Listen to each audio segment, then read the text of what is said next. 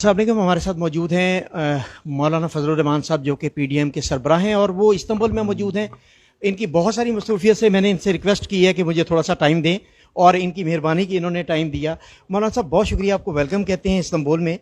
तो मेरा आप क्योंकि बहुत मसरूफ़ हैं, मैं चाहूँगा कि मुख्तसर सा, क्योंकि इस्तराब है ओवरसीज़ पाकिस्तानियों में और ओवरसीज़ पाकिस्तानी ये चाहते हैं कि मैं ये पूछूँ कि ओवरसीज़ पाकिस्तानियों से वोट का हक़ आपकी हुकूमत ने आके ले लिया है और 80 लाख ओवरसीज़ पाकिस्तानी बड़े मुस्तरिब हैं।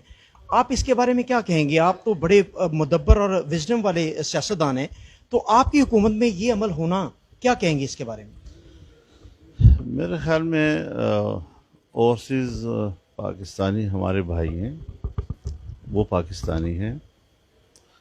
कोई भी पाकिस्तानी होने के नाते किसी पाकिस्तानी के वोट का हक़ नहीं छीन सकता, और अगर वो पाकिस्तान आते हैं, पाकिस्तान में अपना वोट कास्ट करते हैं, हमें खुशी होती है।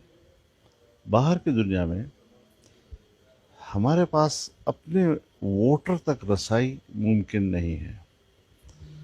एक अरबपति आदमी, वो तो जहाज़ ख़रीद कर भी पूरी दुनिया का चक्कर लगा के अपनी कम्युनिटी से खिताब कर सकता है। मुझ जैसा गरीब आदमी वो अपने हलके में लोगों तक पहुंचने के लिए कहां कहां से चंदे इकट्ठे करता है। तो बैरून मुल्क दुनिया में हम किस किस के पास जाएंगे उसको कन्विंस करें अपने हक़ में वोट डालने के लिए।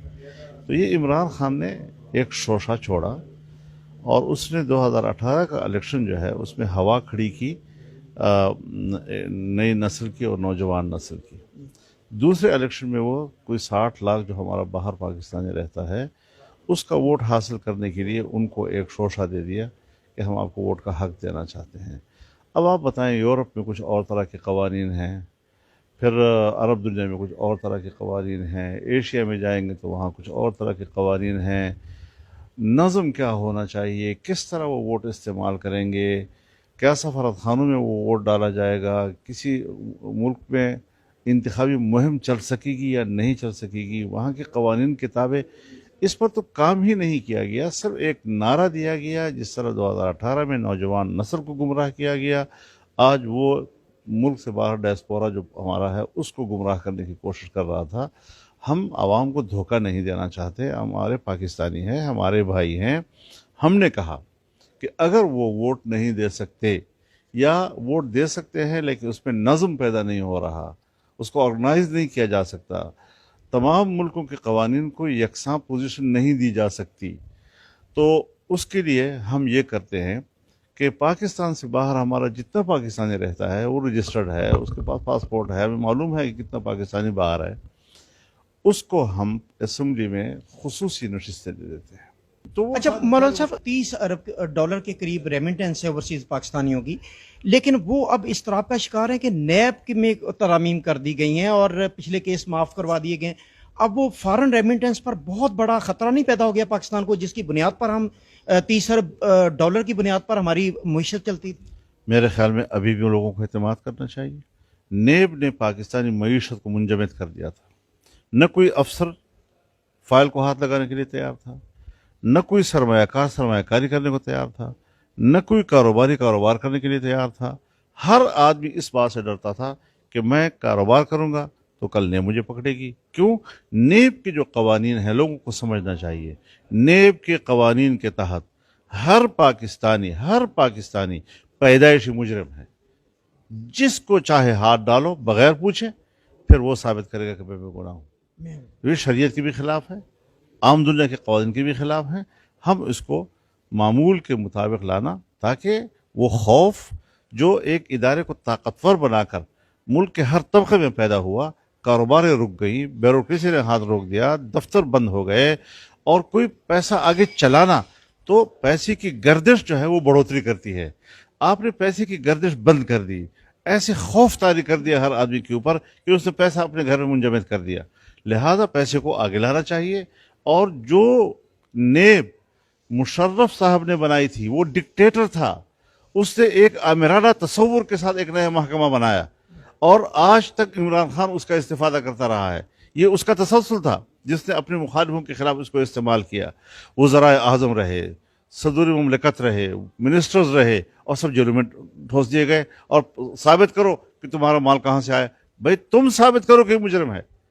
तो इसलिए आज अगर हम तब्दीली ला रहे हैं तो आपने अभी हाल ही में देखा है, एक महीने के अंदर अंदर जितने घपले फॉरेन फंडिंग केस के हवाले से, बीआरटी के हवाले से, मालूम जबा के हवाले से, क्या क्या बिलियन ट्रीज के हवाले से जितने घपले आए हैं जिसका तस्वुर नहीं किया जा सकता। इसराइल से पैसा लिया गया, हिंदुस्तानी से पैसा लिया गया, कहाँ कहाँ से उन्होंने हमारे पाकिस्तान के दुश्मनों से पैसे लेकर पाकिस्तान में इलेक्शन में सर्व किए, और ये सारा कुछ इस मुल्क के अंदर हुआ है।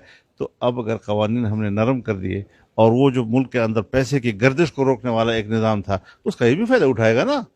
सिर्फ ये तो नहीं कि नवाज शरीफ फ़ायदा उठाएगा, सिर्फ ये तो नहीं कि जरदारी फ़ायदा उठाएगा, उसके घपले तो उसके वो तो महाचोर की तरह मुतारफ हो गया है। यानी ये कानून उसको भी घपलों में फायदा देगा? सब नहीं, घपलों में फायदा नहीं होगा। नहीं, घपलों में फ़ायदा नहीं देगा, इंसाफ में मदद देगा, खौफ दूर करेगा। इंसाफ के लिए खौफ की फ़ज़ा नहीं होनी चाहिए, कारोबार के लिए खौफ की फ़ज़ा नहीं होनी चाहिए। खौफ की फ़ज़ा पूरी दुनिया में मईशत को तबाह करती है।